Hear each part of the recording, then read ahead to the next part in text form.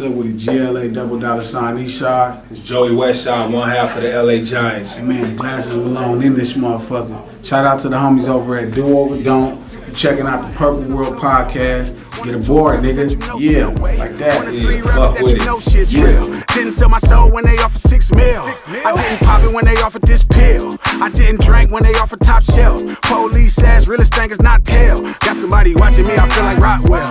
I'ma show my ass like the bro was supposed to. They find me hard to disregard and say no to. What's good, Do Over Don't? Today we got a very unexpected podcast. I literally, shout out Jon Glass. I'm gonna get that out the way right now, even though I'm giving dude constant appreciation whenever his name pops up in episodes. But he hooked this podcast up. I was not aware of these two until literally a day ago, but I spent the past day watching interviews, listening to music, and I gotta say it's fire. And this is our first out-of-state guests, both coming from California. Long way. Today we got Glasses Malone, and then Joey Westside, one half of the LA Giants, man. What's happening? Joey Westside. What it do, man? What it do, yo? It's always good introducing people to California. You know what I mean? Because sometimes you might see a rapper, but you probably have never seen him in the flesh. So it's always good to, people still discovering your music. You know, it makes you still feel like you got a ton of work to do. It's dope reaching out to out-of-state creatives because obviously the culture's so different everywhere. Yeah. But like you were just saying about the podcast, you've been in it for a minute. I'm assuming you've been in it for a minute too. Well, yeah, I did a few podcasts. You know what I'm saying? So I'm familiar. I'm familiar enough to understand how it go. Yeah. So how long both of you guys been in the music in the first place? Just give them one by one. I want you guys to just give like a breakdown. I call it the superhero origin story. So think of like the Batman and shit, how their come up was. I want both you guys to give a come up, how you got into the music, basically, early life. Well, me, man, my dad did music, so I've been around it since I was a child. My dad is a player ham from a legendary group called Penthouse Players Clique, which DJ Quick was a part of before he became solo. So it's kind of like it's been, I inherited it, you know what I'm saying? And so I've been around it all my life, but I took it serious around junior high school was when I figured like, this is something I want to do. This is something I want to pursue. So ever since like 6th grade, I kind of like just been pushing my pencil. And me and my brother formed a group later in high school called the Young Giantz. And we just put it to the LA Giants, like we like the mascots of the land. And we've been doing it ever since. Yup. So you've been in it for a minute. Yeah, man. I've been pursuing this for a while, man. Enjoying the journey. My story is more like Thanos. Like I was trying to crush the street game forever. I didn't grow up really rapping. I grew up pretty much living in the streets, hustling, gangbanging, traditional stuff, Compton and Watts my whole life. Found rap at 21. Changed my life, created this opportunity, made it to where I never had to sell drugs again. Made a ton of money and realized I didn't know much about it, so I took a good 8-9 years just learning about what hip-hop records and marketing was. And here we are today after that type of college education, you know what I'm saying, when it comes to this shit. What do you have to say for people that have been chasing stuff a while and they don't understand that element of it? Because a lot of people, they go at it for like a couple years and they get discouraged. But for you to be pushing so long and get out that situation. Run faster. If you're chasing something, run faster. Learn form. Get a book. Get somebody to teach you form. If you're chasing something, run faster.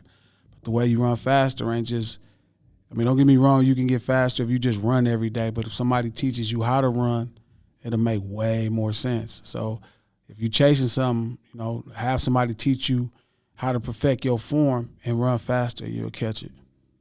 Have you met a lot of people or have you ever yourself went through a phase? I feel like a lot of people won't take criticism from people, and a lot of people aren't willing to reach out and be like, I want you to teach me this. And they just think they're going to do everything themselves. Have you ever been at a stage where you were like that early on? Early on my career has always been, before I got my record deal back in 2007-8, like I pretty much listened to whatever everybody had to say. And even when I got my record deal, I felt like I might have listened to too many people then, because there's nothing worse than when you listen to somebody and they tell you like, oh man, you didn't listen to me. You're like, nigga, I did exactly what you said. So I think you have to listen, but I think you gotta always try to get deeper and deeper into people who know more. That makes sense, you know what I mean? Like, I did listen to a lot of people early on, but then when I start doing my own homework and really having conversations and formulating a true, you know, a sum of an algorithm or a sum of a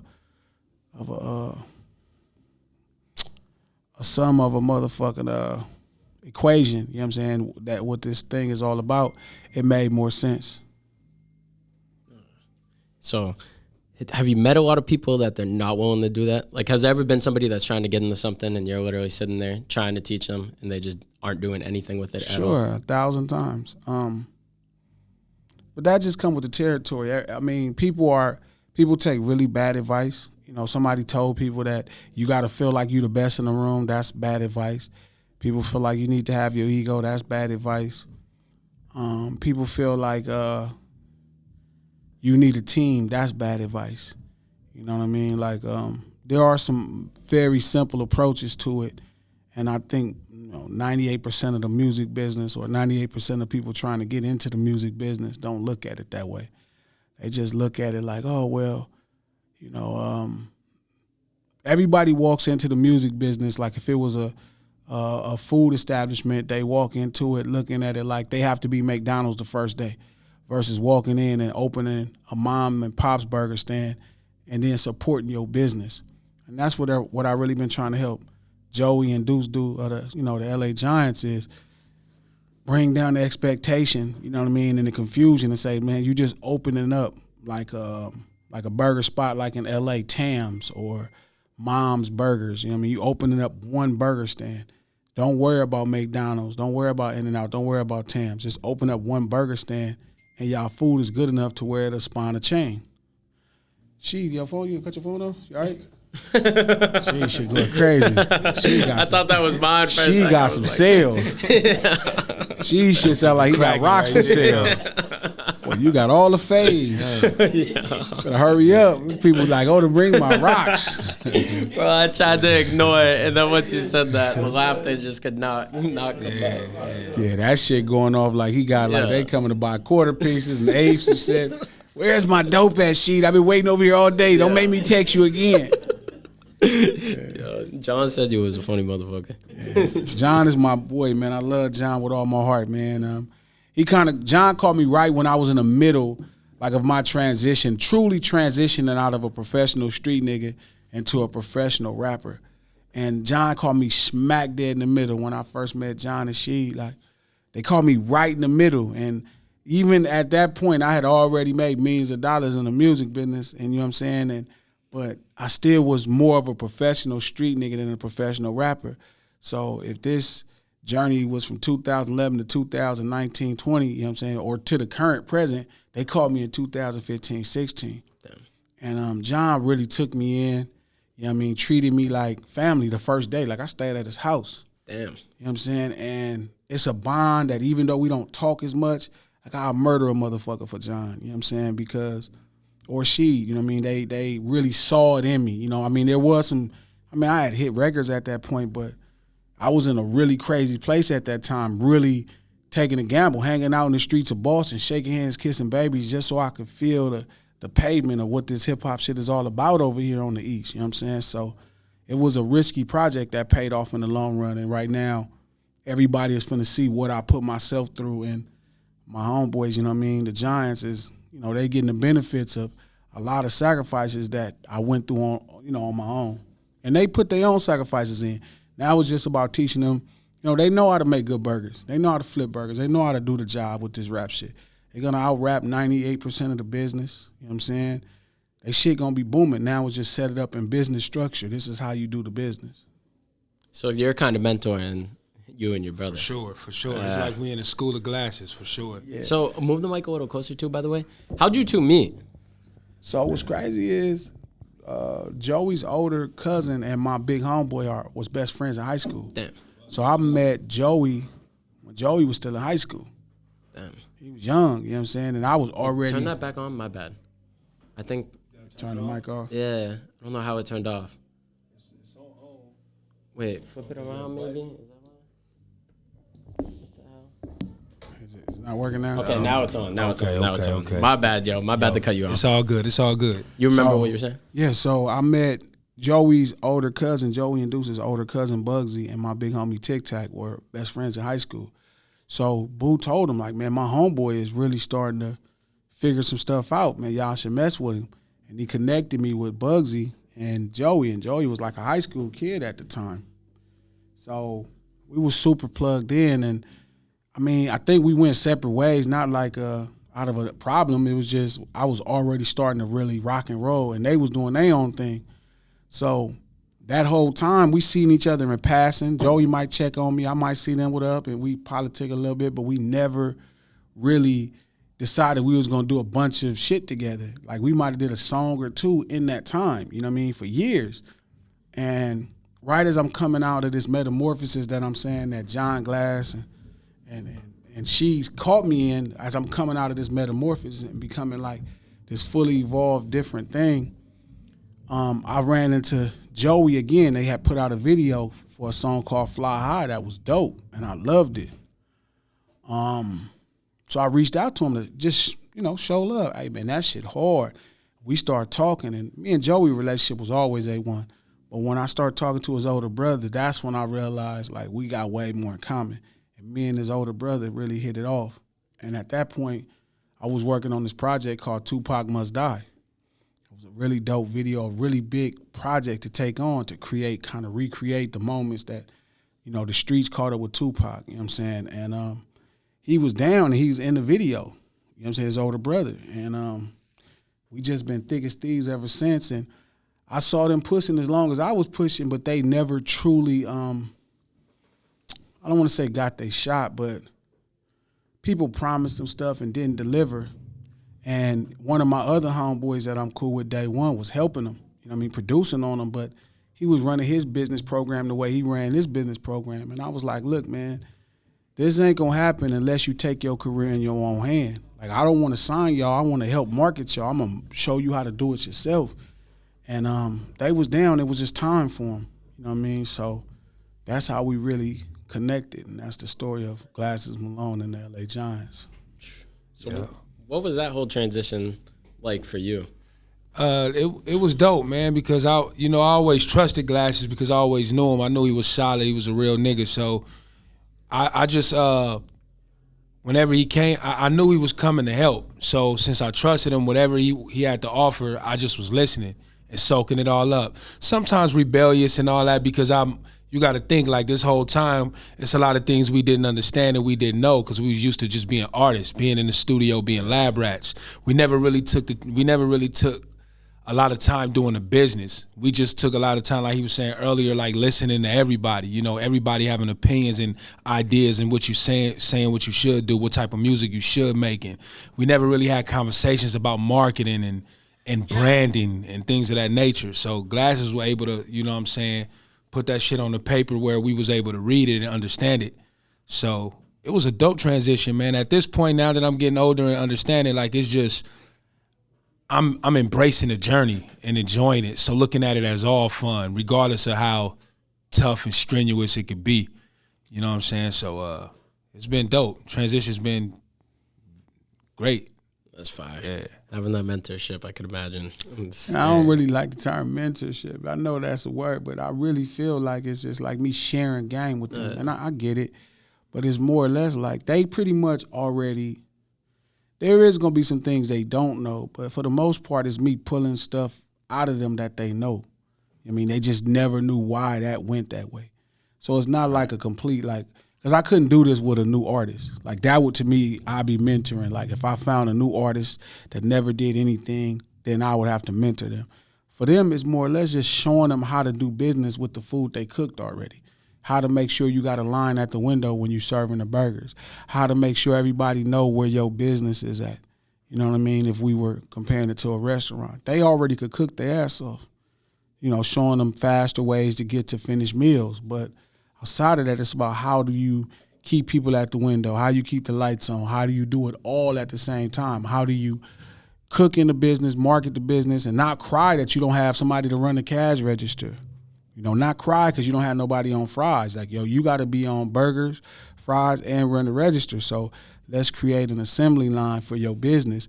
And at that point, you'll have your first established business. And the way they cook as rappers, as MCs, even as record makers, you know, it's a simple matter of time. They're going to have a franchise because food is entirely too good as far as MCs go. These restaurant analogies are fire. Yeah, well, it's hard speaking music industry something to somebody who don't. Yeah. I didn't think you was in the music industry, so you can get a hamburger stand because no matter if we're in Boston, Massachusetts, or wherever in Massachusetts or in California, everybody got fucking hamburger stands around this motherfucker. Love a burger. So yeah. Okay.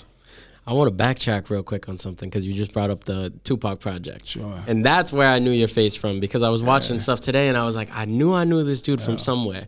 But I was watching your interview with Charlemagne and I was like, yo, what he's saying right now, all the like hate and stuff did not make sense because I completely understood what you were trying to do with that. And I know you said that a lot of people around you did. Yeah, man.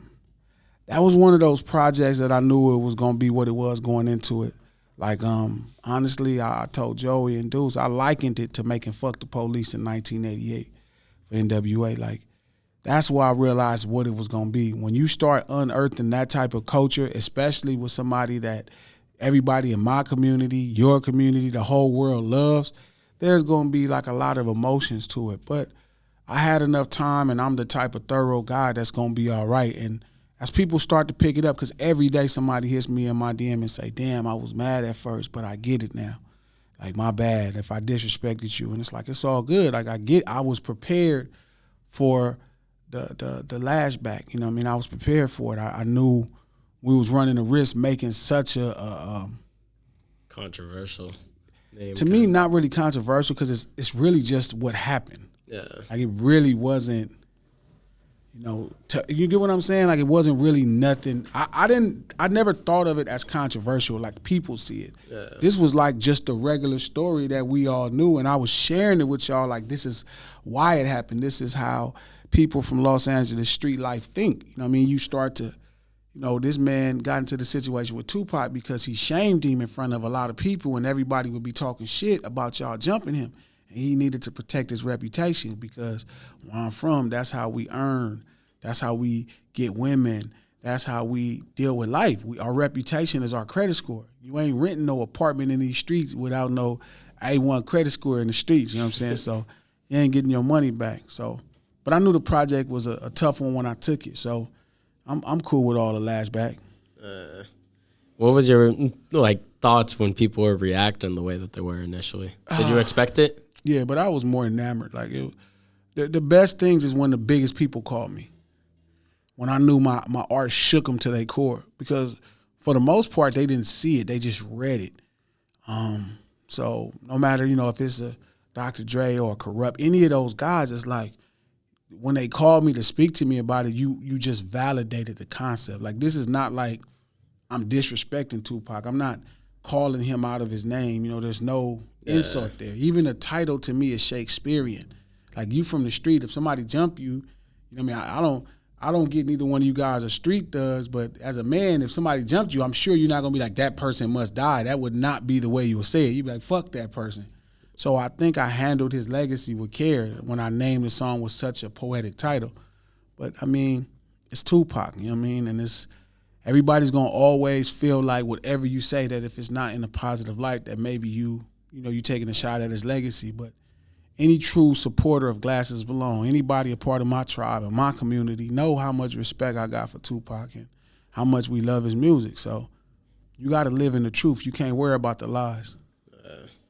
Well, salute to you for having the balls to drop that. Yeah. Because especially you saying you expected the backlash and just man, I was expecting threats and people was threatening. It was white people threatening my life, talking about they gonna come to the hood and do. And I'm like, please don't come over here, sir. You're the greatest artist of all time, so people take it personal. Yeah, and that's fine. You know what I mean? I'm okay with that.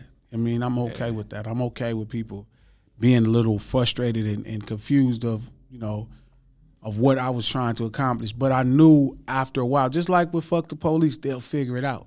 And one day it'll be celebrated like Fuck the Police. It'll be something they'll play in 10 years when something happened. They'll be like, rapper Glasses Malone, showcased the understanding of street urban culture from Los Angeles. And it'll be used in colleges, Like I've already at Oklahoma State did a class on it. So, damn. Yeah, it's deep.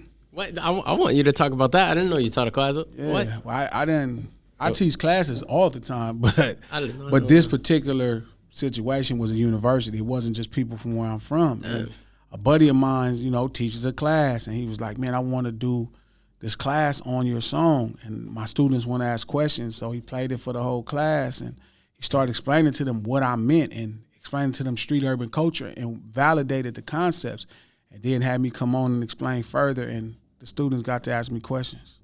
That's dope, bro. Yeah. That's dope. Salute to you, bro. Thank you. Salute to you, because a lot of people, like, this whole time you're just talking about just giving out knowledge to people, and so far from people that I've met within the industry, a lot of people just they're very protective of it. They don't want to see other people win. At least around here, it's changed a lot as of recently, but there's a good amount of people that once they get their bit of success and they move out of state, they start acting all Hollywood and shit. I don't know, man. I think people, like, nobody could really ever be a threat to me.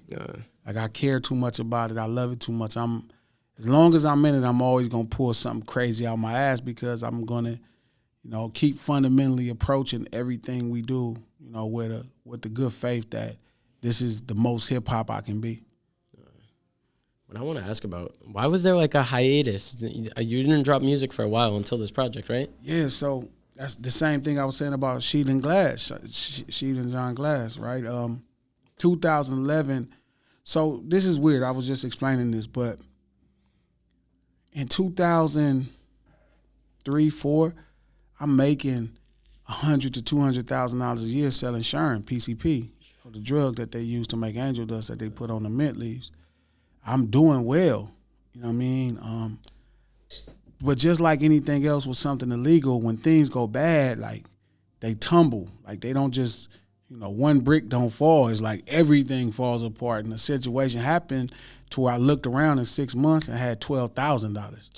So I went from having $93,000 saved up with a spot or a house that's, pumping out tons of PCP every day, and I'm making money, and my homeboys is making money, and we up, to not having a house pumping out PCP and $12,000 fighting a case.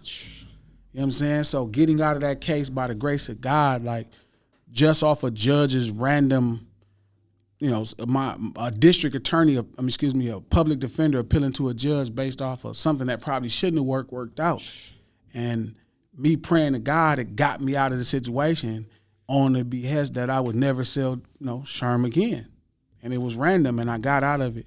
And hip-hop found me at that time, and then replaced my income without the fear of going to prison, without the fear of getting killed behind it.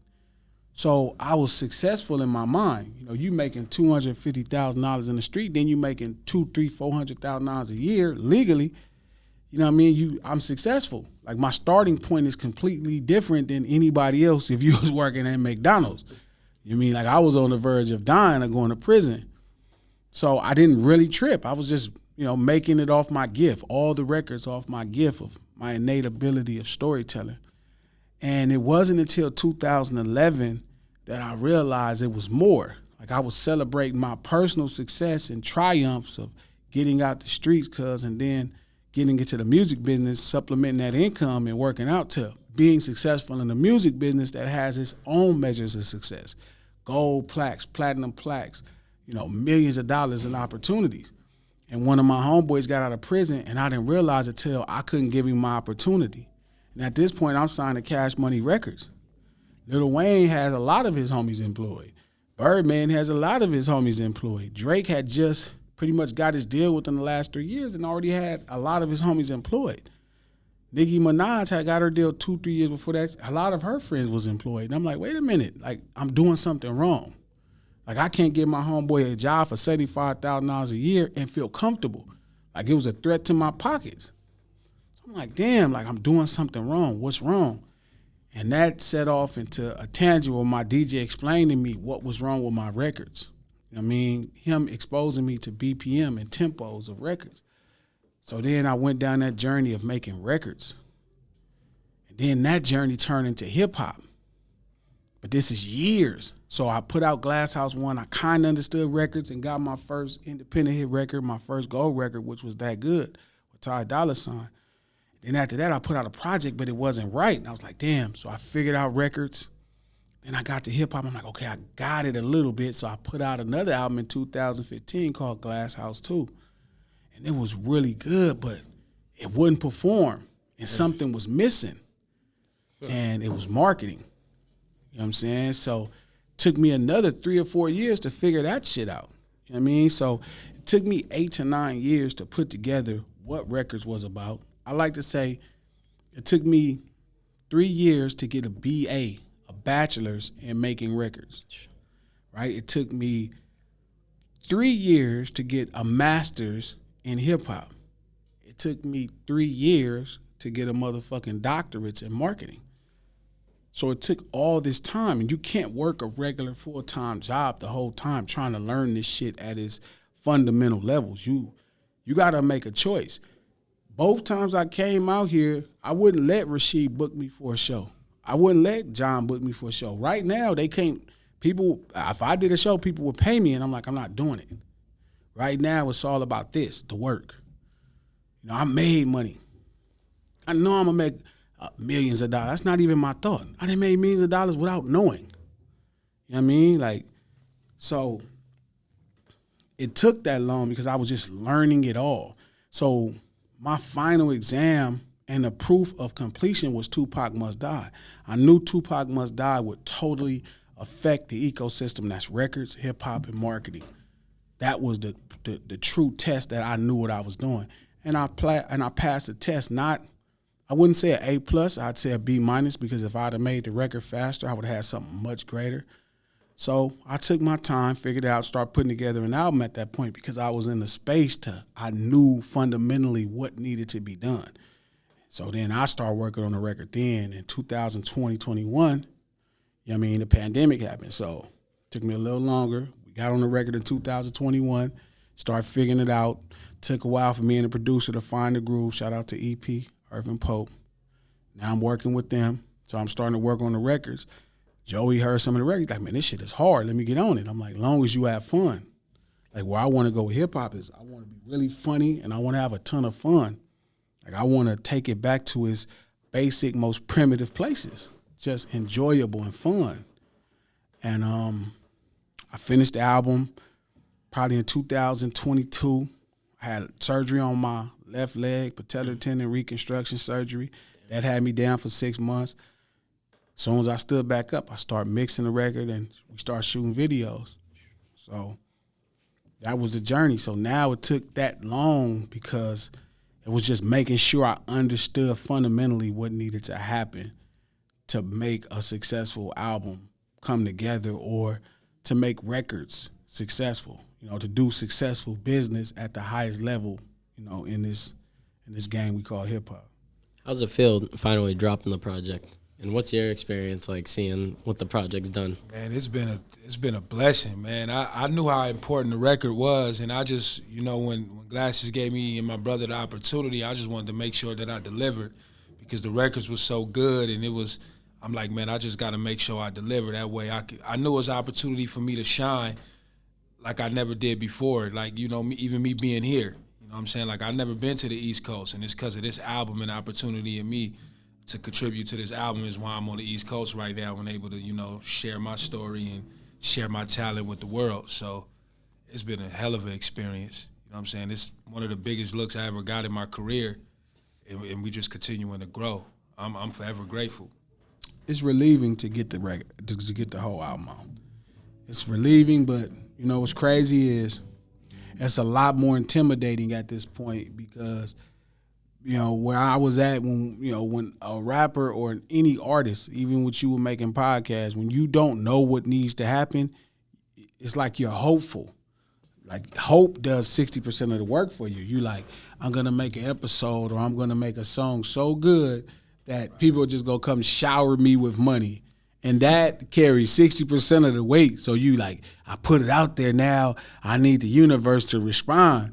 And when it doesn't, you don't blame yourself. You could blame the unit. You're like, oh, these niggas. What's good, y'all? Thank y'all for tuning in to Purple World. Just a reminder, we got a fresh studio over here. If you guys want to book a studio session, our rates start at $50 an hour with an engineer, $25 an hour with no engineer. Rates do vary depending on which engineer you choose. You can book a session by heading over to the Book Now button in our Instagram bio and book through Square. You can shoot us a DM to figure out what time slot you want, as well as which engineer you want to work with. As a test to see who our loyal viewers are and see who's really rocking with us, if you made it through this whole ad, you could head over to our Square website and you could put code POD10 and that's going to give you 10% off your session. One time use though, you are not able to use that again, so use it wisely. Back to the episode. Also, don't forget to subscribe. Is hating on me. You know, the podcast world is hating on me. They not giving me a chance because you have hope. At this level, I know what has to happen. So there's nobody else to blame. There's no more hope. I know what has to happen. I know how to get people in line at my burger stand. I know what it takes. So now it becomes just work. And it's overwhelming at times. Like, we've been on the East Coast at this point since Saturday. We done did the Breakfast Club 2-3 times. We done did Brilliant Idiots. We done put in all the work and still got work to put in. And here we are now, tired. We on 3 hours of sleep right now. When we came up here, feel me, shout out to my man, Reggie Reg over at Hot 93 in Connecticut, but we missed his shit trying to get out of New York. Damn. And then we tired of shit because we been up, we got 3 hours of sleep, but we still here. So I appreciate you guys pulling through. Yeah. Nah, and just This is the work. showing Joey the grind, you know what I mean? It's a grind. And showing him what it really looked like. But then also showing him the successes of when you put yourself in position, you know, being in New York. And like the journey was so crazy. We first got there, we got pulled over. I rented a Toro, a car. They swapped the car and it was like a bucket. Soon as we left the airport and get in the car, we got pulled over by the police same night. Next day, we catch a flat tire. We stuck on 55th and 8th Ave, waiting on the tire to come. Jesus Christ. You know what I mean? Coldest day of the week. We trying to get to the Breakfast Club interview, right? And they changed the building and we had a new address, so we was 35 minutes late. No sleep. You know what I'm saying? Even leaving the Toro car, like, it just started making loud noises. The back tire went on flat. Like right when we was leaving. You guys had the worst luck on this trip. And it's crazy. Like we rented a stolen car, dog. But what's crazy is we had the best luck because guess what? Being there, right? Okay, we were scheduled to do a Breakfast Club interview. You know, we pre-recorded Tuesday for what looks like, you know, a Friday that's going to be released. But guess what? We got the guest host live today. Damn. So it's like we got 2 looks on the biggest, most important urban platform in the world, just because we put ourselves in position. And I think what that shows Joey and anybody else is, if you put yourself in position and you are committed, the game will lay down in front of you. Yep. You're gonna have some flat tires. You're gonna have some shit happen. We got a ticket. You know what I'm saying? I done paid $200-$400 for parking, $200 for $80 toll fees, bridge fees, assholes. But guess what, man? A nigga here to win. Yeah, I don't give a fuck who on the court. I started the game 1 for 8. I finished that motherfucker with 50 points. You know what I mean? 13 for motherfucking 25. You know what I mean? And got out of a fucking Toro with a flat tire. So God didn't give me all the burden. So I can't cry about it. How you guys feel about overcoming adversity? Because so many people would crumble in that situation. They get pissed just at the fact that the car's stolen and give up. Never mind all the other shit. That's what I was saying. I'm enjoying the journey. Like, you know, sometimes like it could get strenuous in the case, but we didn't panic. And that's what's dope around being around family and being around people who understand. You know what I'm saying? Because if you're around the wrong people and they complaining and being negative and all that, that might could change some shit to where you flip out on them like, hey, man, cut that whole shit out or something. But no, we understood it and we just kept going. So it feel good when you come up out of it, and to have something great, you're gonna go through some adversity, man. This shit don't just you can't just take 8 years off of this shit and it's gonna be smooth. Yeah, it just don't work that way. We done got entirely too many looks to take 8 years off. You know what I mean? A motherfucker be like, Glasses is over. It's been 8 years. You know, fuck G. Yeah, it was never like that. You know, motherfuckers like, yo, you guys, all your new shit is crazy. Let's do it. Let's talk, bro. I love talking to you. I want people to hear our conversation. So, you know, I think we done got a hell of a head start to be since 8 years since Glass House 2, and even to be 3-4 years since Tupac must die. So to be able to generate that kind of power, you know what I mean, and true, it's like you got to be a true wizard.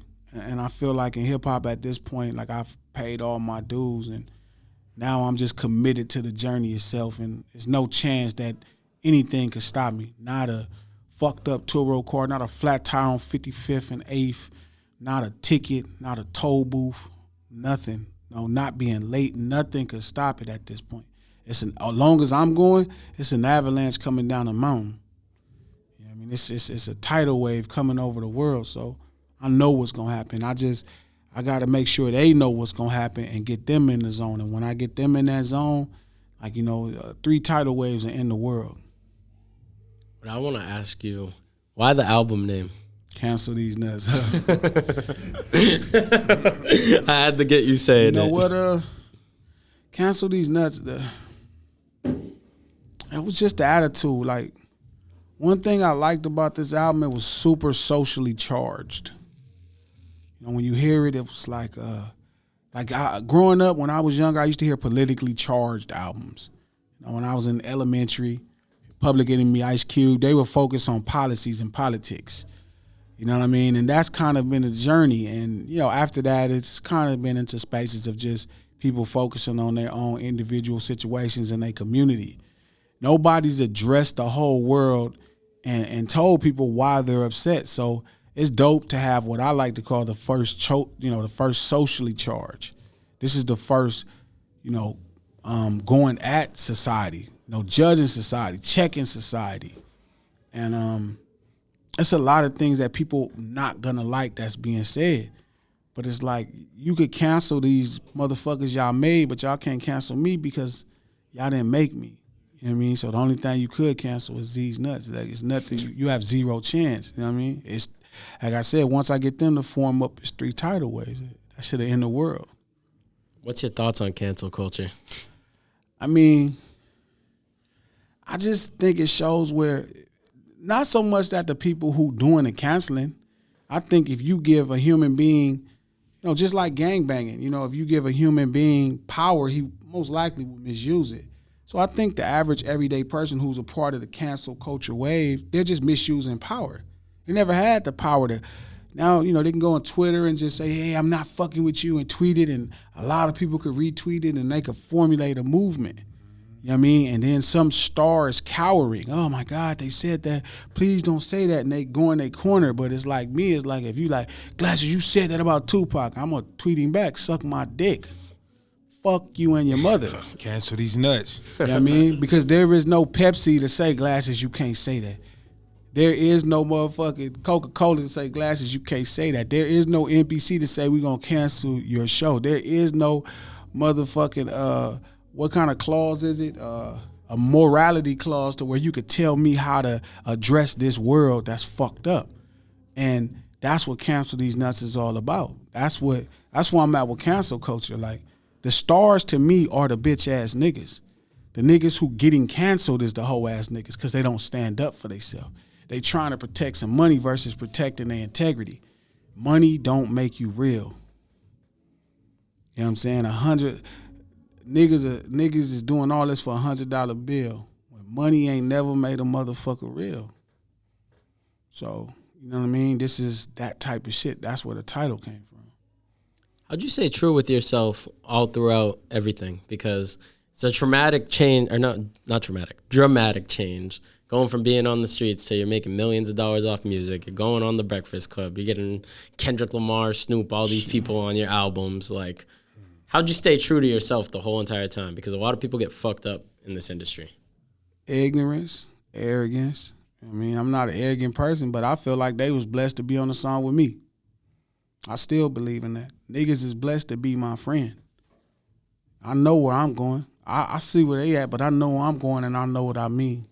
So I think I'm not surprised to do a song with Snoop.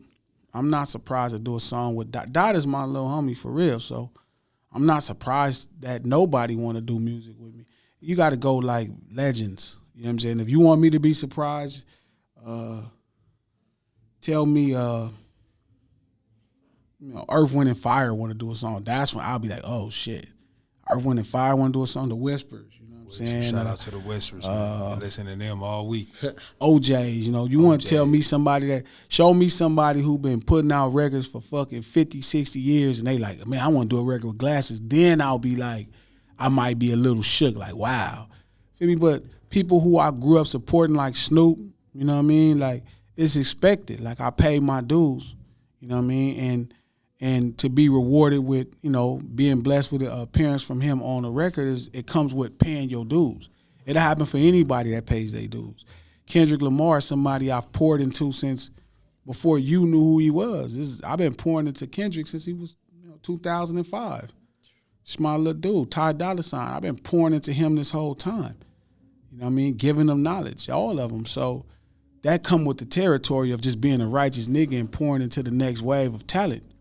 But, where I'm trying to go is different. You know what I mean? I'm trying to go where I got a song with Lionel Richie. You know what I'm saying? I'm trying to go where I got a song with, Van Halen. Like, I'm trying to go to other levels of making records and having voices and collabing with brilliant minds. Elton John, before, something happened to him. Like, I want to get records that make these huge records that, don't exist. So that's the only type of thing that'll shake me. And outside of that, there's no reason to be arrogant. Like, I'm as arrogant as I was when I started, because now all the people I told that I was worthy know that I am worthy of it. This is the perfect example for anybody watching this of not getting comfortable. Because all the features that you're saying, like, you're thinking bigger, the fact that you're still thinking bigger and you're naming all those names, so many people, those are like their dream features that you have. Yeah, man. Like, you got to change your dreams. If how do you dream of a Lil Wayne? Shout out to Tune, shout out to Lil Wayne, but how do you dream of a feature? This motherfucker got probably features with 300 artists. You know what I'm saying? You can get it. Can get it for like sure. Wayne will give it for you. Snoop featured probably 400 artists. Cocaine featured with 1,000 artists. You can get those records. They're not hard to obtain features. You just got to do the work and make sure they see you paying your dues. And Kendrick rapped on a lot of people's shit. He'll rap on your shit. Good nigga. Stevie Wonder ain't did shit with nobody. That's who I want to do it for. I want Stevie Wonder to hear one of my songs and be like, I need to be on that nigga song. That's some shit. Stevie, you know what I'm saying?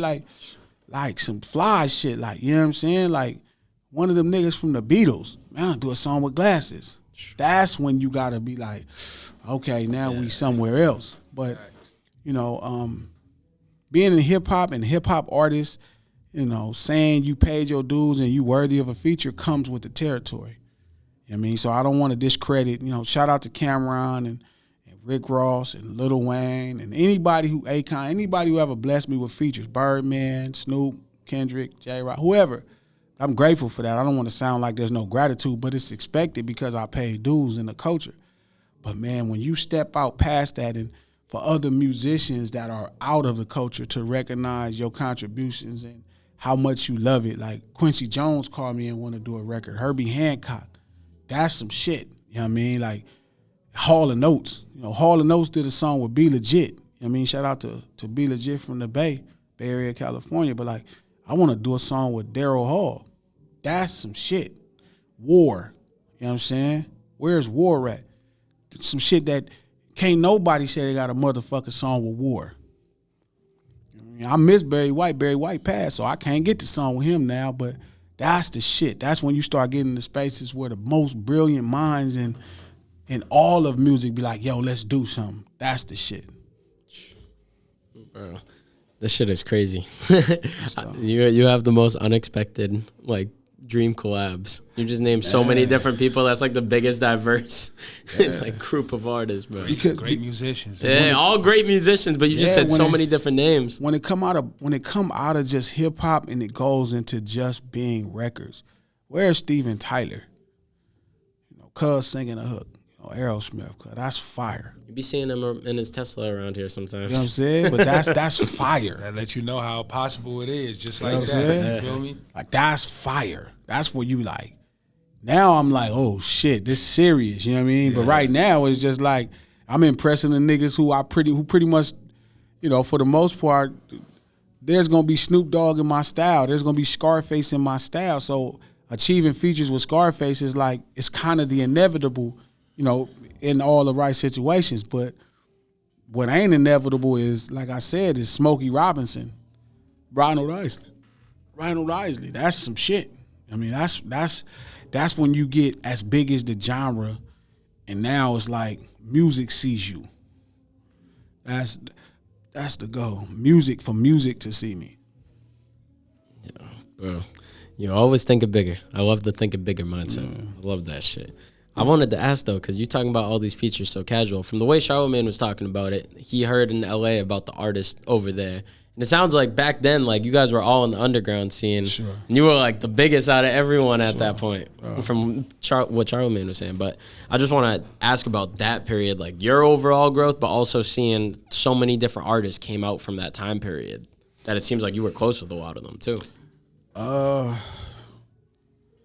I don't know. People tell me I was the biggest one, but I don't know what that feel like. I don't think I ever looked at it like that. Like, we was all the same. We was all doing the same struggle.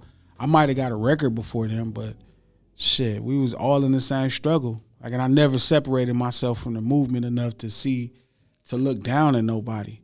You know what I mean? Like, I got records with Kendrick during that whole time. It didn't, like, I had my hit record first, but look, he got all the biggest records. But I never acted like I had a hit record first. We rapped like neither one of us had a dime. You know what I mean? And that goes for every last other dude. Problem, J-Rock, Ab-Soul, Schoolboy Q, anybody around. This is the mentality. So I can't really tell you like what that felt like, because I was never disconnected from the movement long enough to worry about who was the biggest. Who cares who the biggest piece of shit is in the toilet? Oh, I was more asking about just that whole period, just being around. Man. You're like around everyone in their infancy stage from the sounds of it. Man, Nipsey, Nipsey Hussle and J-Rock put out our first mixtapes the same year. Kendrick following year. Problem following year. YG and Ty Dolla $ign was just starting to figure out their thing. They didn't happen to 2009. Bishop Lamont, names that you don't hear from as much. Mike Stroh, my homeboy Mike Stroh. Who else came? You were doing mad shit with the Game in that period. Game, too. Yeah. Well, the Black Wall Street gave me my start. So, Game, I was there pretty much for the creation of the documentary. Goddamn. I watched him sell, go gold in the first week. Sell 560-something thousand records. Going to an in-store in Compton on Central and Rosecrans where all the Pyrus being watching the line be out the fucking parking lot. So I've seen success up close and personal many times. You know what I mean? I saw him do that. Then I signed to Cash Money Records and watched Wayne sell 1 million records in the first week. You know what I mean? So I know what the top of hip hop looks like. And that's not a really, it's not an unobtainable place. It's just, do I want to make the sacrifices to go there? I don't think I am at this point in my life to be that person, to do 500,000 records or 1 million records in the first week. But I'm in the space to be able to do 500,000 records on the album almost independently. And if I handle my business, it'll happen. And as far as I see them coming and then them doing great things, that's the best part. Like, people feel I've been hypercritical of Drake, and it's not. I'm really preserving ghetto culture, giving ghetto people a chance. So what's expected of Drake is not expected of somebody from the ghettos of Boston, from Roxbury. That's just not fucking fair. You know what I mean? So I separated, but, minus the critique of all the things I think he's important to black people in America about, like, I watched him walk in the door and change his life. Shout out to 40 and all the people that support him musically. Like, I watched that journey where he became the biggest rapper in the game. I watched Nicki Minaj become the biggest female artist in the game. I watched the changes and shit they made. I watched Kendrick Lamar go on to be the biggest artist in the game. So you still celebrate it, and it keeps everything in reach. I mean, I could look at him like, oh, well, they did it, I must don't have it. No, I just never gave a fuck like them. While Drake was being a rapper, I was being a Crip. While Nicki was being a rapper, I was being a sherm dealer. While Kendrick got out of high school, became a rapper, I got out of high school and started banging. You know what I mean? So we starting from different places. So I could never really like, oh my God, they did it and I didn't do it as fast. Man, please. All three of them motherfuckers still gotta look up to me. They ain't gotta look up to me in no rap shit. But trust me, I don't give a fuck who it is. Everybody gonna look up to the man I am. If it's Dot, if it's Drake. Drake could talk shit, but he know the type of man I am. He like, man, that nigga's a man. So I'm proud of them, you know what I mean? Minus the criticism, minus the critique of certain moves. I'm super proud of Drake. I'm super proud of Dot, obviously. You know what I mean? And I'm proud of Nicki. Now it's just my turn to help the homeboys do their thing because they could be that. But for me, it's just about fixing my legacy and repairing it. And, I became a professional rapper in 2019-20, and it's time to make sure I honor hip-hop in a proper manner and make sure my catalog look like what it's supposed to look like when you look at it from 10 years, and also put some numbers up on the board for the streets. Because without me putting up numbers on the boards for the streets, you know what I'm saying, ain't nothing left. The most streetest niggas is wearing purses. The most streetest niggas is getting hugged by the back by white people. The most streetest niggas is painting their fingernails. The most streetest niggas is wearing dresses. So I gotta put a couple numbers on the board for the streets. I can't lead a gang with the streets still with 86 points and this lame shit at 112. We at least gotta run it up to 100 or try to at least win the game. So when you signed your deal, none of this shit was really new to you. You're saying you saw the game's transition and shit. Yeah. What was new was I didn't intend to be a rapper. I intended to be a businessman that made rap music. So becoming a rapper was like I said, I didn't know what that was about because I didn't grow up wanting to do it. So I didn't really have any knowledge of it outside of just being who I was. Like even watching Game up close and personal, like you didn't learn how to be a rapper. Like, not the rap part of rapping, but the persona part of it. It took me a long time to get it. And like I said, I didn't really get it until 2019-20. That's when I became a professional artist. So I did really well for a professional street nigga in hip hop. I did incredibly well. But now it's time to put some, like I said, it's time to to run the score up for the streets. Because the streets is getting exiled out of this shit. So let me put up a good 40 for this shit is over with. And let the Giants do the rest. Buckets. Talk about the Giants. What you guys got on the way? Where is you and your brothers head out? We just working, man. Right now we pushing this Cancel These Nuts, man, and that's really the main focus right now. But we working on some stuff. The same guy that produced the whole album, we in the works of creating ideas for the next project that we gonna put out, and really just getting the business right and tightening up and all that, and opening up, like you said, opening up the burger stand. And really important getting the business right because it's hard to function for them with the business right. And that's why they got to do their own business. That's what this trip taught me. Yeah.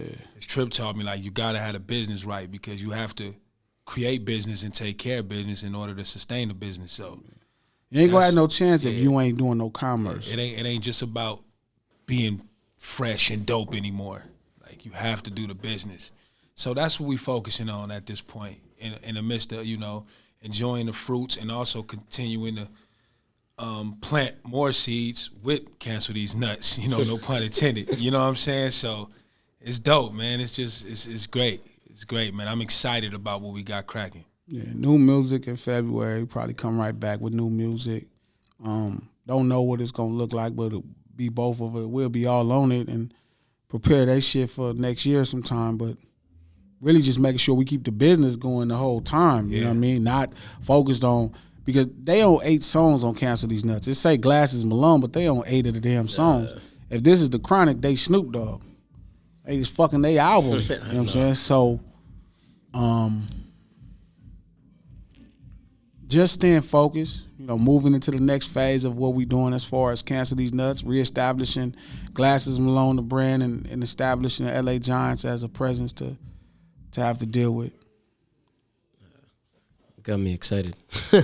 I'm so happy that Jon put me on the bro. Like when I was listening to the music today, I wish I got to take a deep dive in the stuff because you wasn't supposed to be on until like 10 minutes before. They got a problem called G Size and P Talk. That's right there, the LA Giants, and you can check it out. It's a double CD.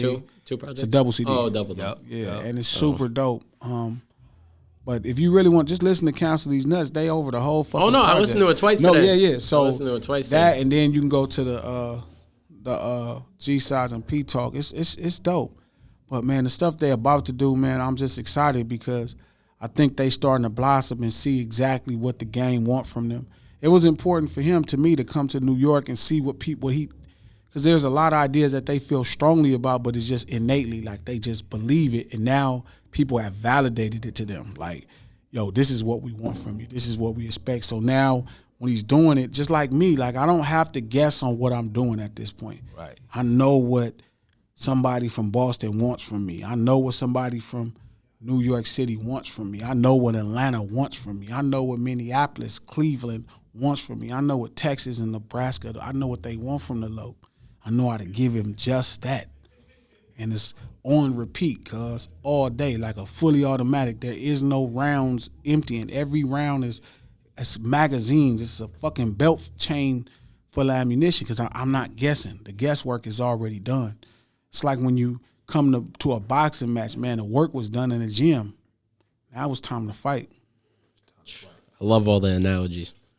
I love makes sense to you. Just wanted to make sense to you. Wow. As somebody that you're saying you never wanted to be an artist, right? How the fuck your pen game get so good? Innately, I'm a storyteller. I used to write stories for homies in school and sell them for $2. God damn. Story about Nintendo characters. I always was a writer. And then just as a record writer, I found so many entry points when it comes to making songs and records. Like I'm not, it's something Ross said. Shout out to Ross, Rick Ross. He was talking about this Jay-Z thing with the $500,000. And Jay-Z said he wouldn't take the $500,000 to meet with himself. He said, I would take the money and then, or he said he wouldn't take the meeting with himself over $500,000. He said he would take the money and go buy the music because all of the game is in the music. But Rick Ross had a blog where he said something different. He said, if it was me, I would take the meeting with Jay. He said because he had a meeting with Jay and they was talking about writing. And Ross would tell him, like, I would write to, every one beat I felt. It might be 40 beats I didn't like, but every one I felt out of those 40s, I wrote to the song. And Jay-Z gave him the advice of, well, maybe you should write to the songs that you can make work. Fuck what you like. And it's funny because I told Joey and Deuce that, like, I never heard nobody else say that. But as a writer, that was one of the biggest things, pushing past, what I think creatively I enjoy and actually functioning like a business. You know what I'm saying? It don't matter if I'm not into this style of potato, cut these motherfuckers up and drop them in the fryer, season them.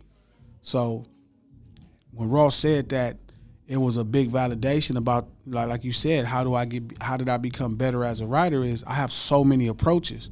I'm not stuck. Like, it's going to be hard for me to get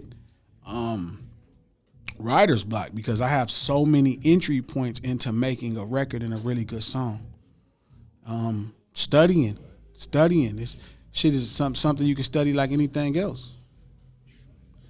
How'd you become like a student of the game early on? I wasn't early on. No, I was only a product of the culture itself.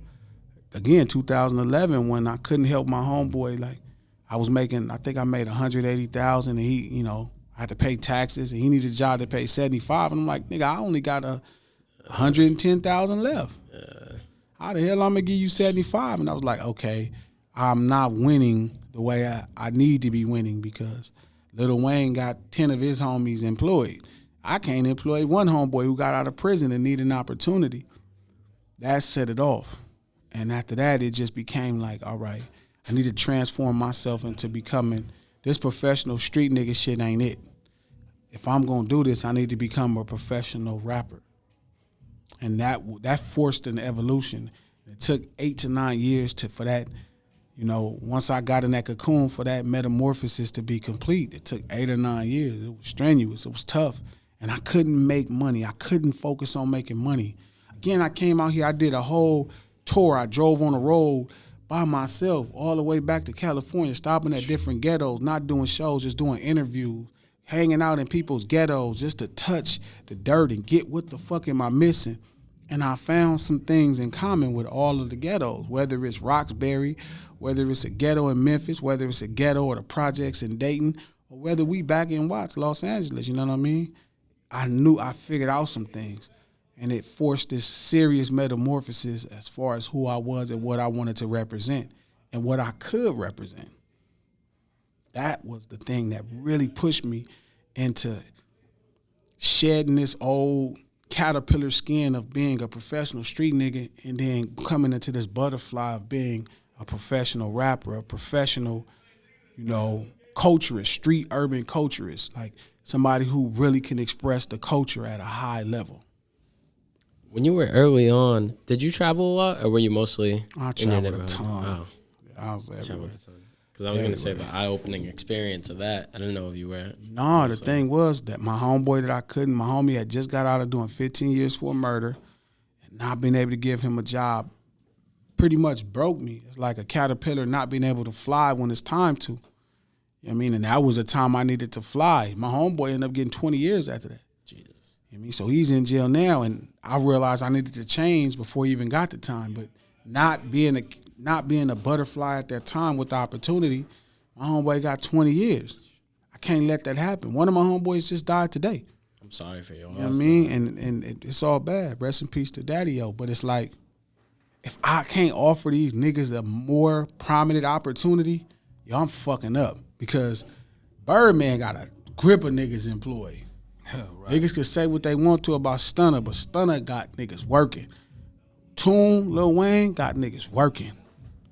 And that's the only thing I give a fuck. That was the best thing about being Cash Money, the work ethic and the way they took care of their people. So that's what this whole shit is about to me. My homeboy came home doing 15 years and he needed a job and I couldn't get it for him. 3 years later, he got 20 years. It's 35 years of his life he finna have to walk off because I didn't take advantage of an opportunity when I had a chance. Yeah, we can't let that happen no more. I don't give a fuck what it take. I can't let that happen no more. My older brother worries me. My older god brother worries me. I'm worried about him. Yo, what am I gonna do? Well, I'm gonna perform. Ain't no motherfucking ain't no bitching out. I'm gonna perform. It's on. How did it feel when you got to that point? I'm here now. You know what I mean? Like now it's execution. Now it's you can't cry over the police pulling you over in a fucked up Turo. Now it's you can't cry over a flat tire while you on 55th and 8 and you devastated. You like sitting on the corner. What you gonna do? Let us go. You know what I mean? You can't do that. We got pulled up on the way to Boston. Yep. It's been a fucking crazy trip. But guess what, man? I refuse to lose another nigga if I don't have to. I refuse to lose another nigga if I don't have to. You know what I mean? It ain't about me no more. It really was never about me in the first place. It's always about other people. But now, it's like, that's why it's so fucking relentless, like one of my critique. Like when I'm saying what I'm saying, man, it's a certainty about it. I'm not playing about my opportunity. None of these niggas is playing, so I'm not playing. You know what I'm saying? So shout out to the niggas that's backing me, you know what I mean, and giving me opportunities. Different niggas, Charlemagne, Envy, different homies, Big, whoever help. You know what I'm saying? Like I'm coming for it because my niggas need it. My niggas need it. They deserve it. My homeboys need it. That's, my older brother, you know what I'm saying? My family. People need opportunity. And if I'm this close to being in position to give opportunity, man, I'll be a sucker to not go all the way for it. And I ain't no sucker, dog. Bro, salute to you, dog. Salute to you.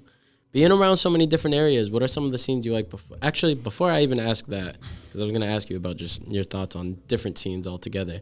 The LA scene, like coming up from over there, the support, obviously there's a lot of politics and shit too. But what's the whole support dynamic like over there? Because it seems like you guys... If you a real motherfucker, they support you. If you a bitch-ass nigga, they might support you. But if you're a real nigga, for sure you got support. For sure. Yeah, sometimes you get lucky.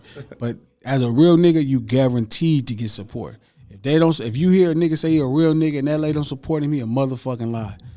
Because that means we don't agree with his assessment of himself. Ain't no politics got in no way of nobody supporting me. Right now, you go buy Cancel These Nuts from my website, thecripstore.com. I've sent plenty of my Damu homies, plenty of blood homies to thecripstore.com to buy my CD and they bought it. So there's no conversation of policies. I done did songs with multiple niggas from that's Bloods. That shit don't fucking matter if you are solid. If you are solid, you gonna do what you gotta do. So that shit don't matter. It's crazy. It's crazy because just seeing how many people are connected over there, and everybody just being able to put the politics to the side, it's something beautiful. Yeah. It's beautiful. Yeah, it happens a lot too. It's just that, man, now you're looking at the internet, man, and the internet, it's a lot of liars on there, man. It's a lot of misleading. You see the House of Representatives, they come together, and Democrats and Republicans come together to make decisions, you know what I mean? Yeah. And I'm a special diplomat, you feel me? Shout out to Cam and Jimmy and Joels. I'm all about diplomacy. You know what I'm saying? What were you saying before? No, I'm just saying the internet got a lot of liars and a lot of misleading voices, and a lot of people will tune into those and then just create this outlook on what's going on in Los Angeles or California or even anywhere else, and it just be like, that shit ain't true. But if if the internet is their only world, then it becomes truth in their life. You know what I'm saying? But when you dealing with people like us, that's there and understanding, we just don't. A lot of the bullshit we don't address. You know what I'm saying? Because there's no need to. It becomes a distraction. But yeah, man, people good, man. It's, you know, you just got. You can't be scary either. You know what I'm saying? And that's another thing. Yeah. Can't be scared. Can't be scared. Niggas be scared before they even try because they already have this illusion like, oh no, niggas tripping. Like niggas ain't even tripping. I heard a kid from Jersey tell me the other day that he couldn't trust black people because of what white people say about black people. Swear to God, he told me that. He said, man, you know, they tell you, you know, you can't even trust the black people. And I'm like, when did people start being in fear of themselves? Imagine me not going to Roxbury or Dorchester. Like, that's just crazy. It's just niggas.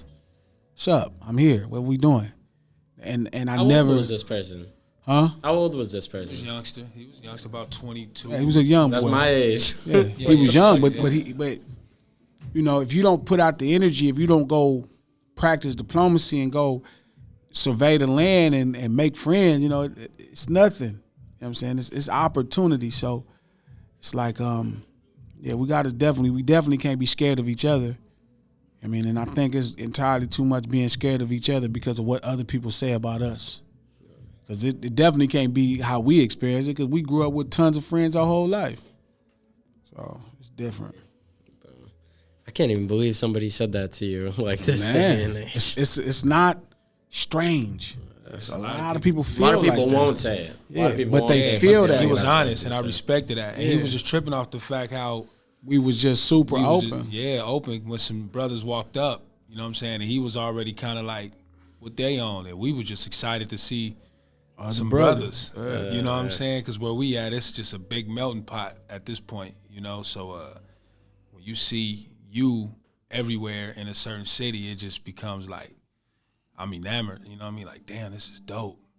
But at the same time, he already got this vision, like, man, this nigga he might try to rob us for the wallet. Yeah, this nigga probably about to trip. And it's like, man, he's a brave motherfucker if he trip. Cause we gonna go tear his ass up if he think it's okay to do that here. But no, it was all good. It wasn't like I like the fact that he was honest about it, though. Yeah. And that was important because it gave me a chance to tell him, like, man, you can't be worried about your people, and you got to go show love even when you're in fear. So it's all good. I mean, it just come with the territory. Shout out to homie. What are some of your other like scenes that you've been to, like seeing music scenes in other states? Traveling at this point, every state. Every state. There's not one state out in the hip hop scene. Where do you think got the most slept on music scene? Give me a top 3 if you've been around a lot of places. It's gonna be time periods. Time periods. Because it's like it's hard to say because it's always shifting. There was a movement in Cincinnati. Damn. Yeah, they had a movement. That was not where I was popping pills. It was almost like a Thiz movement, but it was in Cincinnati, and they used to have these dances they used to do at the club. And I remember it was a song by a cat named Cross. Do the Sal, do the Sal. Now murk out, and I seen the whole party like a outside block party doing this dance. It was like the craziest thing. What the fuck, bro? Yeah, it was amazing, and I was like, damn, nobody know this exists. That shit is You crazy. know what I'm saying? Bro. It was like 5 or 6, 7 songs that was just crazy. And I remember like, nobody knows this. You know what I mean? That's number 3. Number 2 is the Bay Area. The Bay Area always got something going on up there that don't have to leave the Bay Area. People always be talking about the Bay. Yeah, but it's so much dope shit that never leaves. Damn. And it be like fire. You know what I mean? You'll see it. It's nothing like seeing a record. It's one thing about hearing a record from some other place, but when you go there and you see it, you see what they talking about, you see how everybody moving to it. The Bay Area be number 2, and that's a consistent. You know what I mean? That's been since I've been going up to the Bay Area. Damn. So, and the number 1 is, it was a movement in Dallas that got real big, and a couple records came out. Ricky Bobby, Dougie, Stanky Leg. So when all of that stuff was happening in 2000, maybe 7 and 8, 9, that was like the greatest thing I ever saw, like as far as hip hop and having like this kind of contained thing that the rest of the world don't know about. And that shit, I went to 2 or 3 clubs. I was staying in Oak Cliff and hanging with some homeboys, and I saw that shit for like 3, 4 days. I had the number 1 record in Dallas at the time, with like Certified, and I watched these people just dance in a circle around this club, and they just all knew the dances, and it was thousands of them. And there was a cat named Mr. Hit That Hoe. And if you look on YouTube, it got millions of streams, right? But it was this nigga, and he was just dancing on this balcony, and he was fucking it up. And everybody was just looking at him and dancing, and it was like, you could see hip-hop in its purest form as far as its festive energy. And it was like pure, and it was like great. I had never seen nothing like that. You know what I mean? I never saw nothing like that. Damn, bro. That was like crazy to watch. You know what I mean? And obviously some records came out. You know what I mean? You heard Stanky Leg. You know, you heard, you might have heard Ricky Bobby. You might have heard the original Dougie song. But it was so many other songs. Mr. Hit That Hoe. So many other songs. They might have had 20, 30 songs that I never heard of, and they played them at the peak hour, and it had this club of 2,000 to 3,000 people going crazy. That's crazy, though. Yeah, that was like the greatest music scene I seen, and it was in Dallas from like 2006 to 2009. Damn. From an out-of-state perspective, what's your thoughts on the mass scene? Seeing what you've seen here.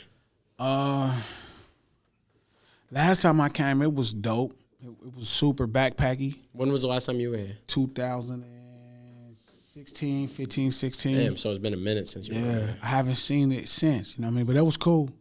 I like that y'all had a huge population. As far as just the culture itself, I love that y'all had a huge population of Cape Verdean people. I'm Cape Verdean. I never in my life met anybody from Cape Verde in my life till I came to Boston, you feel me? And it's like, what's dope about people from the main continent is they'll be in one specific place. Like, I never went nowhere else and met Cape Verde people until I came to Boston. Bro, whenever I tell people in Cape Verde and when people ask what I am, I'm like, yo, like, nobody out of state knows what the fuck Cape Verdeans are. Till I came to Boston. Right now. Yeah, you didn't know? Yeah. I never. Till I came to Boston. And I was like, Cape Verdean people. But that's like how it is. Yeah, right. And that's how it is in Washington with Somalian people. And it's all these places when you go around. That's one of those hidden things. Unless you really get around, you don't know how it works. But being around for 15 years as a pro, traveling really for close to 17 years. You know what I mean? Like seeing different type of black people and just they be in these crazy pockets and Grove where you be like, what the fuck?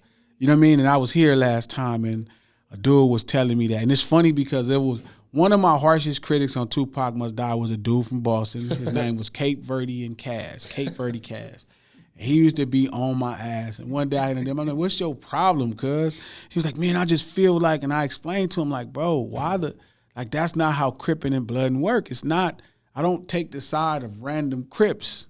You know what I mean? It's not a Crip versus Blood. It's not 1988 colors. This is all community-based. And I explained it to him, and he finally looked at it. He was like, you know what? I do kind of see what you're saying. I'm like, just keep looking at it. So, that's one of the secrets of traveling that I truly, you know what I mean, like I really fuck with. So it's funny. It's funny how everybody sees here as like little Cape Verde, bro.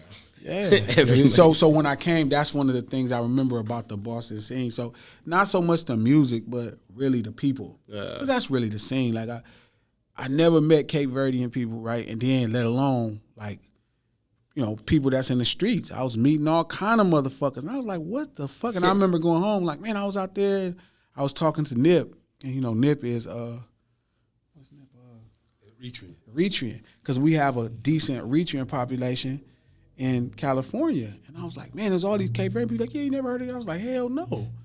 You know what I mean? Then obviously I started reading about Cape Verde and all of that. I was like, oh, so now I'm gamed up. And I'm like, oh, okay, I get it. But I wouldn't have knew that if I didn't come to Boston and see the scene itself. That shit is crazy, bro. Nobody, it's like one of those things that's like a hidden secret about Boston. Like nobody would ever tell you like, yo, there's this huge population of African people that's right there. You know, you have to kind of pop up and then you really got to socialize because, you know, y'all two motherfuckers look different. So, you know what I mean? So nobody would know it's one people, and that's how it was. I know, bro. We was at that, remember we was at that boutique? Right. And homie looked out for me and gave me all that shit, and it was a bunch of Cape Verdean niggas on the street. And I'm like, bro, what the fuck? It's like a rainbow, bro. So it's like a rainbow, dog. The dope dealer in me, you feel me? I'm shaking. What's up with y'all, bro? I'm Glass Loc from 7th Street Crip in Watts. Okay, blah, blah, I'm from Cape Verde. I'm like, and everybody kept saying that. I was like, so I'm smart enough not to ask. I was like, okay, let me take my phone. I just turned around and started searching. I was like, oh, y'all remember? You know what I'm saying? And then so when I came back home, like when I finally made it home off that road trip, because this was the beginning of my road trip that lasted like 120 days. By the time I got home. Tell him to turn it down a little. My bad. So by the time I got home, you know what I'm saying, I had to look up Cape Verde. And it took me probably about 3 days. That's how much work I did. I was like, oh, okay. I see what's going on. It's an island. Like, it's a real beach. Like, it's crazy.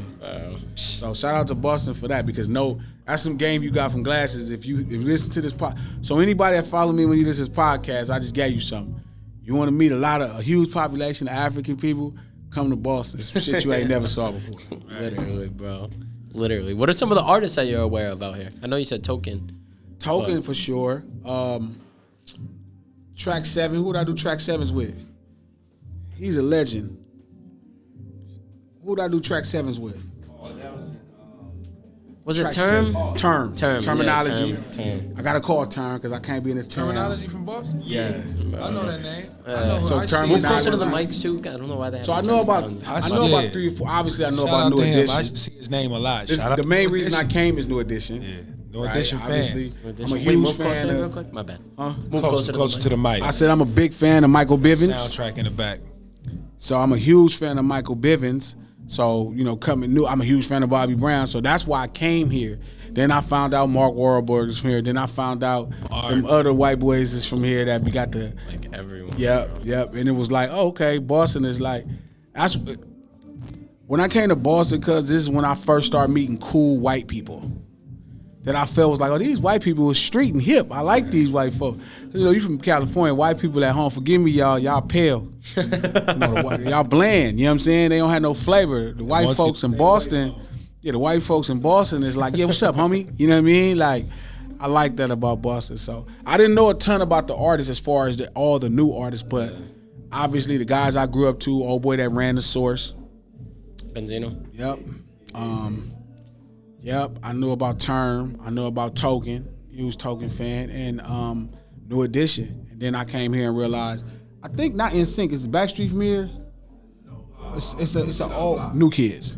So I was hanging in their brothers, right? Yeah, I was hanging in their hoods. You feel me? And that was like some grimy white folk. I was like, this is new, cuz I never. So we politicking at the store and all that. I'm like, yeah, all right, I fuck with y'all. So yeah, that's what I know about Boston from the hip hop scene. You hip to Millie's? So Millie is the guy that Kiss got. Yeah. I heard 2 of his shit, but I ain't peeled it back yet. Really? But yeah, he was dope. You gotta tap into his shit. Yeah. Gotta tap into his shit. He's about to drop a new album. Yeah, for sure. You hip to like Bia too? Bia. Oh, Bia's from Boston? Yeah. The girl that was on the song with Cuz, what's the boy? Russ. She had the shit with Cole that Jon produced. Jon Glass produced their song. Yeah. The one that's on the song with Russ? No, the one with her and J. Cole. Oh, I know what that is. Okay. Yeah. John made that, but She yeah, dope. she from Medford. Oh, she dope. From Medford. Yeah. So again, it's one of those things Oh, that you turned the mic off again, bro. My bad. Is it on now? Is it on? Yeah. I We good now. You can't touch that motherfucker. Good thing I caught that. Yeah. Shout So out it's to Boston. funny, Bill, yeah. what's happening? So yeah, you know what I'm saying? Like I knew the scene from when I was younger, and I watched it evolve. So it's dope because I definitely know who Millie is, and I know who that is. So, but yeah, to me, hip hop ain't really just the rappers. Hip hop is the street. So to me, the greatest thing it's one thing meeting Term. Shout out to Term because Term is a legend in hip hop, like as a rapper, and Token is super dope. But it's like when you meet the real people of the corner, like I said, Cape Verdean people, to me, that was the gem. Term is dope. That come with the territory of being a talent. Token is dope. That come with the territory of being a talent. But it's people who got songs with them that don't know Cape Verdean. Boston is like baby Cape Verde, you know what I'm saying? You wouldn't know that unless you just went and shook hands and kissed babies. And that's where I feel like my advantage is over a lot of hip-hop artists. I'm willing to go out and touch people and really see what's happening on the corner. You hip the 791 Cal and G Fredo? No. They were like two of the biggest artists we had out of here, but they just got hit with a crazy Rico. That's all bad. They got hit with a crazy Rico. Freedom niggas. But you were talking about the streets. If you wanna get tapped in with some of the street music from over here, you should check both of them out. Nah. I ain't really worried about the music. I worry about the people. The music come with the people. I mean, it's dope that you from Cape Verde. That's funny. Bro. Like everyone is, bro. Every fucking one is. It's crazy, bro. Literally, like everyone over here is either Cape Verdean or Haitian. Either Cape Verdean, Haitian, or they're white. Like, actually, no, we got like every race now. But if people are Irish African and Italian, bro, we got sick ass Irish folks. I love them. Mad Irish people, bro. I love them motherfuckers. 90% of Boston is Irish. Yeah. We coming up on the last couple questions though. One of them I wanted to ask you about because you mentioned him briefly. Your relationship with Nipsey, because I've heard you talk about it in a couple of interviews and stuff. But I got a lot of friends that are diehard Nipsey fans. Yeah, so I couldn't go without asking this. That's just my guy. That was my boy. We dropped our tapes the same year, first year. Rest his soul. He accomplished what he was trying to. I know he wanted to do more, but he got a lot done in that time. And man, he just was an awesome nigga. He was my nigga. Seems like you guys had a close relationship from everything. That's my boy, man. Solid dude. Good dude. That was one other thing I wanted to ask you. You're saying the dropping the projects the same year. Was that something you guys all sort of planned together? Nah. We didn't even know each other. Really? It was just 2005 was the kind of the birth of a wave on the West. Damn. That kind of had to fight to try to get the West back in position. You know what I mean? So we all just end up coming out that same year together. Just coincidence, and then we met each other after. That shit is crazy, bro. Because I'm not on Nip. I'm not on Slauson Boy. J-Rock's first project, I forgot the name of it. And none of them is on White Lightning. We just all put out our first tapes. I was on Problems tape. That came out in 2006, his first tape. Game, I was on Ghost Unit. Right, I had the song called They Saying. So yeah, we just start trying to really put the coast back into the conversation. And then YG, Ty Dolla $ign, Mustard, Tiger, they came and really finished it. And Kendrick, and they finished the job and really put the coast back in the conversation. So I feel like we pried at the door a lot to make it happen, and they came and just really destroyed it, and now they the shit. So that's the shit. That shit is crazy, bro. That shit is crazy. Yeah, Nip was a good dude. Really was it? You met him too? I met him a couple times, yup. I met him coming up when he had the curl. Yep. I ain't never heard nobody say nothing bad about him. Nah, Nip was good. His energy was good, For man. us, I mean, now you probably was like a white person. I was like, he be tripping. He used to be tripping on other people, but if you from the corner, like, it was always love. And that's somebody I really fucked with hard. He was a really good guy. Damn, bro. Damn, bro. Rip his soul, bro, because that dude, like, everything he did for the community and shit, like, it sucks. What my biggest pet peeve about the way that this industry is, so many people, bro, you see it time and time again, the world doesn't appreciate them until they're gone. And it's like the saddest shit in the fucking world, bro. We have a lot of theories on it. One of the main theories I have is it's hard for people to see the humanity in people when they alive, especially if they a part of a street urban culture that they can't recognize. Like Nip being a Crip, there's a weird presence about people that's like, well, you know, I can't relate to him because he a Crip, like as if people from where we from don't live the same exact lives as Eat the same food, somebody in walk, Boston or something. watch some of the same TV. You know, they just out shooting people and starting fights. It don't hit them that just we are part of one community and we all grew up together, and that's what it is. That's all it has to be. It's not about shooting everybody. So I think when he passed away, everybody they can analyze his career and say to themselves like, damn, he was a really good dude, and I'm mad at myself for not fucking with him when he lived because they got a chance to really go look into it. So I get frustrated about that sometimes, but then I'm just grateful all the same because it's like, you know, this is all he wanted to do was infect the world with his message and ball out, dip a Maybach, you know what I'm saying, and do his thing, and he did it. Bought the store he wanted to, 2007 or 6. My bad. 2007 or 6, he told me he was gonna buy that shopping center where his store was at. Damn, yeah. And I remember thinking like, you know, this is the ghetto. I'm like, well, whatever, that's cool. I didn't really think of it as this big thing.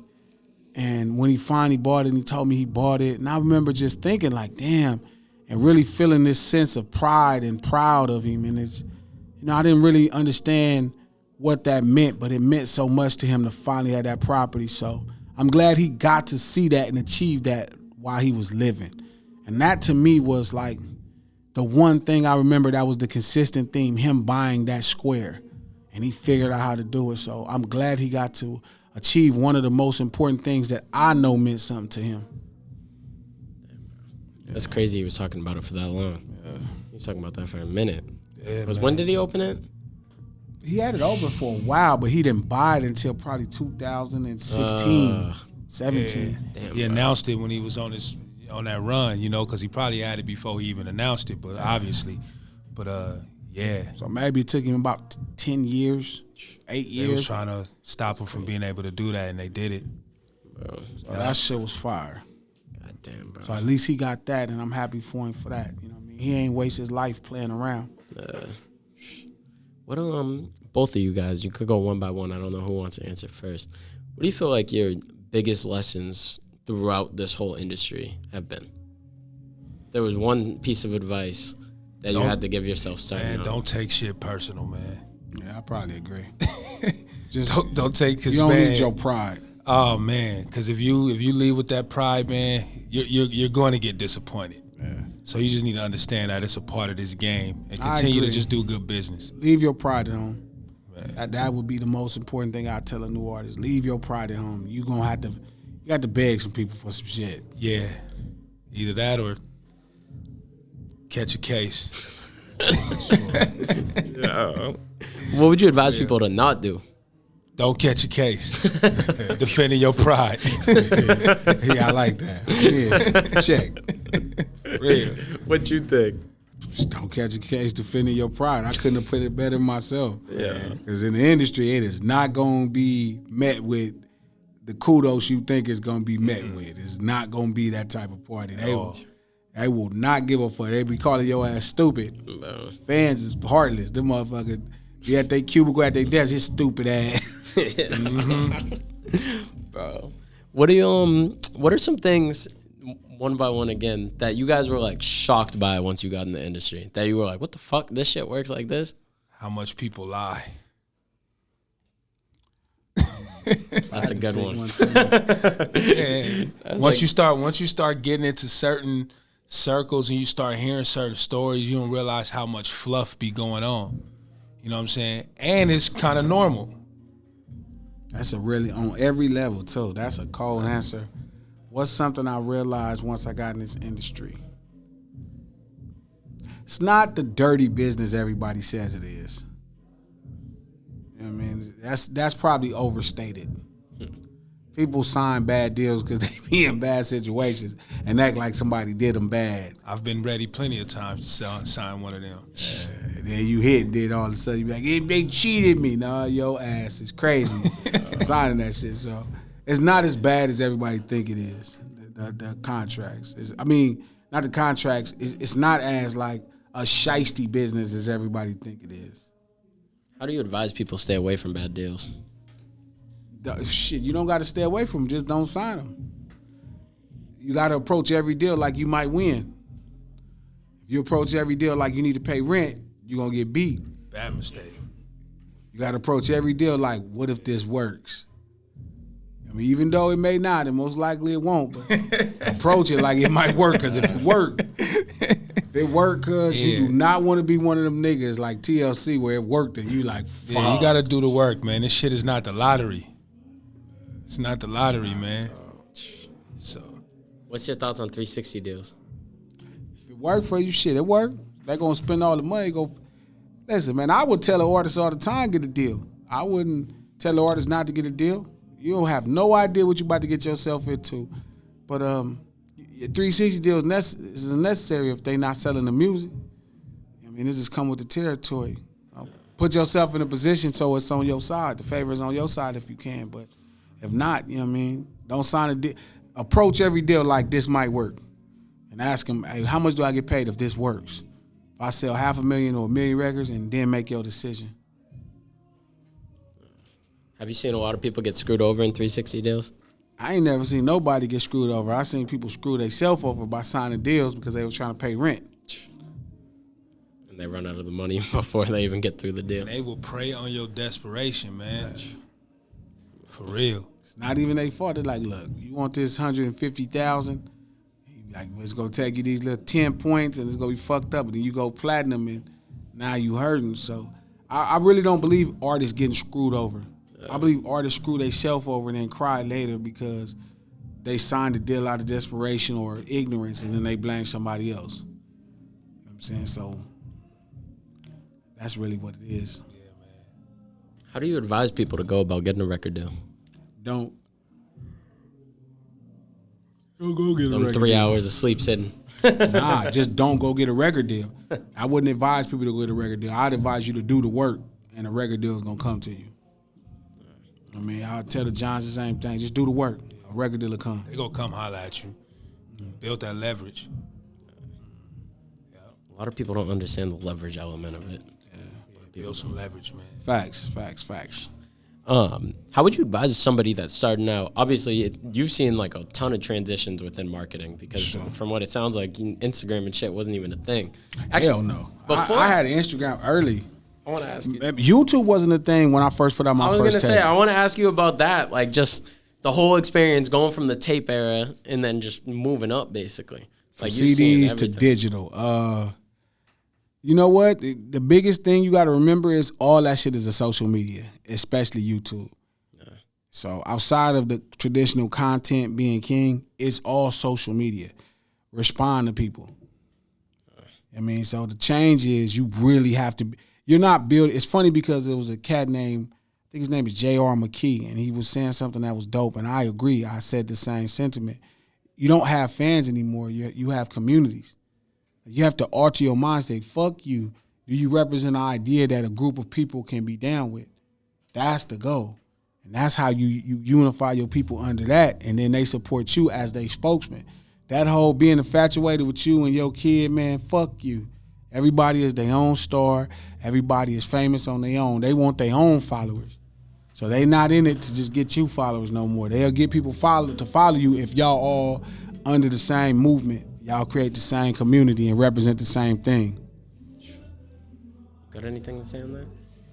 Nah, I think he hit it on the nail. Yeah. What do you feel like the most effective ways of marketing are nowadays? Marketing says it's a main thing, but content. You know what I mean? Everybody's on social media. Creating engaging content around your product or your brand is the best way. Create a lot of motherfucking content. Man, if you got a music video, make a bunch of pieces to it to add up. If in the video you a mail deliverer, go shoot some shit in the mail room and chop it up and make it like you setting up for the video. Make a dog chase you in the mail uniform. Do 1,000 things around the video. And don't be paying attention to the algorithm to the point where it's discouraging you. Oh, this many people looked at this and all that. Focus on those who are engaging with you and continue to feed them. Because motherfuckers will post some shit and get 2 likes and delete it. It's like, nigga, that's 2 people that liked your shit. Fuck with them. You feel me? Like, don't let it crush your pride. It takes work, and you got to do it every day. Every day. And it's really work. I think people don't understand how much work it is. Like podcasting. Like, they don't think this shit is work because you sitting down and you just got to talk. No, you got to think, you got to talk, you got to research. Like, it's really work. And people don't understand that these are jobs because they only see people that look successful on the internet that does it. So they're like, oh, I could do it too. Like, no, you probably can't because you don't do it, you know? So, yeah, just do it. Just do the work every day. The internet fucked everything out. Shout out Tyler Loyal. Just dropped an album called The Internet Ruined Us. Great album title. Shout out to him, man. Someone from here. Yeah. I had one more question that I was about to ask. Oh, how do you guys advise building a fan base in the first place? Like, if someone's starting out, they don't got a single person, or they're in a situation like you said, they got 2 people. Obviously focusing on them, but how else do you think they should go about attracting new fans? That content, putting that content out, and figure out who you trying to speak to. Who like, what is your message? What is it that you representing? And then go research where them people at, see what they into and all that, and then direct your message towards them and use social media as that. You know what I'm saying? Just feed them. Just feed them. And they'll come to you, put it out, and you know, just feed who you looking for. Yeah. You got anything on that? Man, my boy got it. You know what it is. You guys be on the same wavelength. Yeah. Second to last, or no, last question actually. Where do you guys see yourself in a year? One by one, what are some goals you want to knock out? I always ask people exact date. Coming back here. October 26th. Coming back here on the new project. Yeah. You know, maybe a show or 2. That would be fine. Giving the experience. You know, I can see that. You know what I'm saying? Quitting my job. Yeah, because I do rap and keep a 9 to 5. So, like, salute to you, bro. Every time an artist says that on the podcast, I got to give them their props because so many people won't admit it, bro. So many people. I have people that have been on this podcast that I personally know work jobs, and they on the podcast won't talk about that. I used to feel that way. They'll talk against it. I used to think it made me look a certain way, but it is what it is. But I just had to be honest. You know, yep. Coming back here, though, for sure. That will be fine. Yep, in a year. That shit will be fine. Manifestation, you know? I'll be able to study next time. Yeah, yeah. I'll be able to study next time. What about for you? Whatever they want to do. If we back here, this is where we at. You seem very selfless. Huh? You seem selfless. Shit, it's everything. I done got everything already. So, you know, what am I really playing for at this point? If I ain't playing for other people, it ain't worth playing no more. That's some real shit. That's some real shit, bro. I gotta appreciate, or thank you guys, bro, both for fucking coming on. I'm beyond appreciative of you guys taking time out of your day to come. All love, man. Especially you saying 3 hours of sleep and you it's guys all still good. here, bro. Yeah, it's all good. Got a story to tell. Bro, I appreciate you guys coming on the show, bro. Yeah. Make sure tag both yourselves for anybody watching this so they know where to find you guys on Instagram. Oh, man, you can follow me at the LA Giantz. That's TheLaGiantz. That's on all, you know, digital platforms. Cancel These Nuts out right now. Y'all go get that. Go to thecripstore.com. Go get the album, physical copies, USBs, vinyl. Yeah. Cassettes. Man. Cassettes. Check out the videos on YouTube. Yeah, that part. Thecripstore.com. That's where you find me at. Glass is local on Instagram, but go to thecripstore.com and grab Cancel These Nuts. CD, vinyl, cassette, USB, or cassette. That's what it's all about. Yeah. Appreciate both of y'all. Autograph. Some shit. Much love. I'm gonna have to cop some shit, bro. Appreciate you guys. Appreciate everybody watching. It's time for me to do the bullshit ass infomercial shit. Y'all already know the drill. Make sure to like, subscribe, follow them too on Instagram. Also, if you guys haven't already, we got a nomination for the Boston Music Award for Podcast of the Year. Y'all better go click that fucking vote button. You have till November 15th is the deadline. This might be coming out November 15th, actually. So shout out to that. Might be past it. But if it's open still, go vote. Go vote. But as always, it's episode 86. Do over, don't. We out this bitch. We'll see y'all next week. En route to about to watch Tyson do his thizzle. Vegas vacation, it was just to clear my mental. 4 Negroes deep, white Cadillac rental out the city where they